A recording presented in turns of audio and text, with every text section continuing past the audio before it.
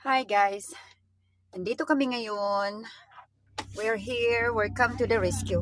Kasi yung asawa ko guys, pinuntahan namin yung kapitbahay namin kasi yung sasakyan niya ay hindi, yung sasakyan niya guys hindi nag-start.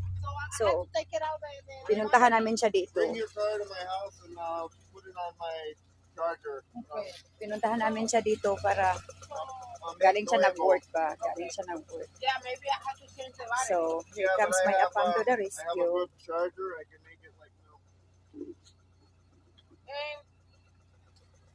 Yan. So, it's beautiful. Andito kami sa top of the mountain yata. Kami dito ngayon. Beautiful sunrise. So, we got her rescued. Now her car is on. And I'm going inside because it's cold.